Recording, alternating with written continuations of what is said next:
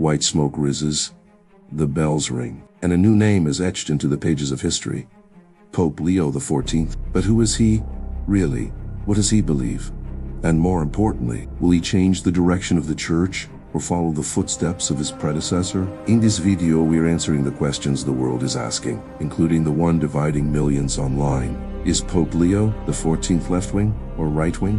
Who is Pope Leo XIV? His real name is Robert Francis Prevost. He was born in Chicago, USA in 1955, making him the first American-born pope in history.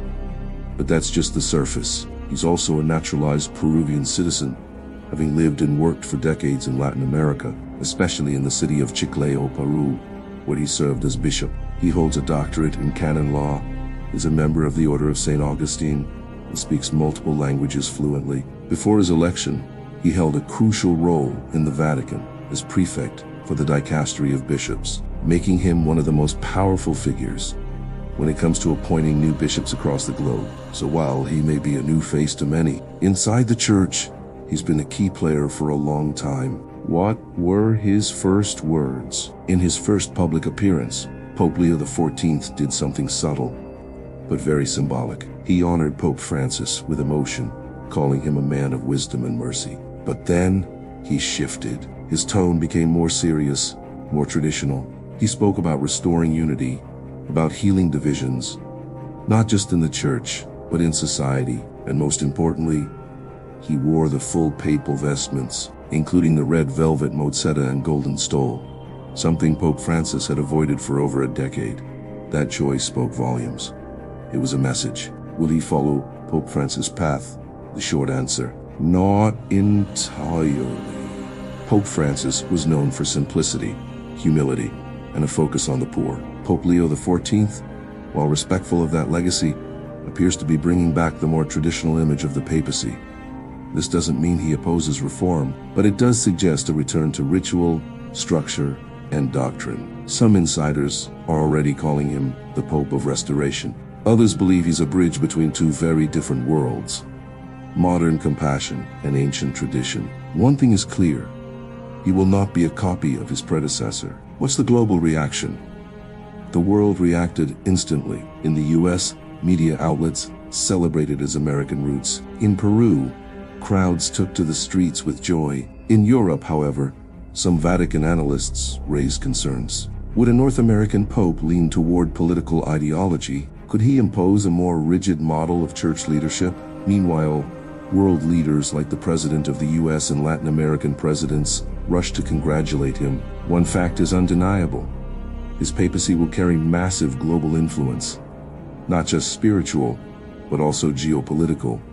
Is he a communist? Let's address the elephant in the room. Many accuse Pope Francis of leaning left, especially on topics like capitalism, immigration, and environmental justice. But what about Leo XIV? Based on his background, his speeches, and his theological formation, he does not fit the label of a communist. He supports social justice, yes, but within the frame of Catholic doctrine, not Marxist thought.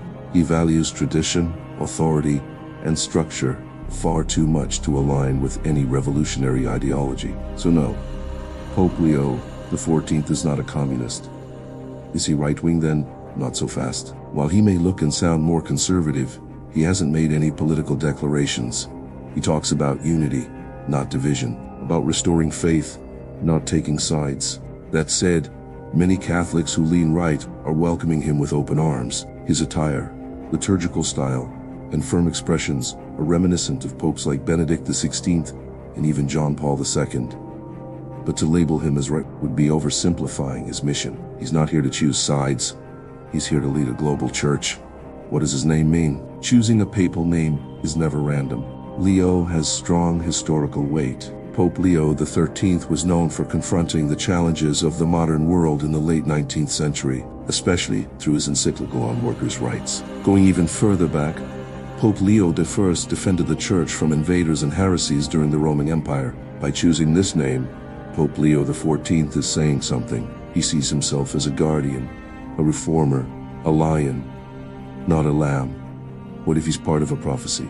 According to the mysterious prophecy of St. Malach, a list of 112 popes leads to a final figure known as Peter the Roman, who would guide the church through tribulation. Some believe Pope Francis was number 111, which means Leo XIV could be the final bridge to the end of the prophecy. Is it true or just a medieval myth? We leave that question to you. But remember, in times of uncertainty, symbols matter more than ever. So now we ask you, what kind of pope will Leo XIV truly be? A bridge builder, a restorer of tradition, or the unexpected force in turbulent times? If this video brought clarity, insight, or even more questions, like, share, and subscribe to stay with us as history unfolds. This is just the beginning.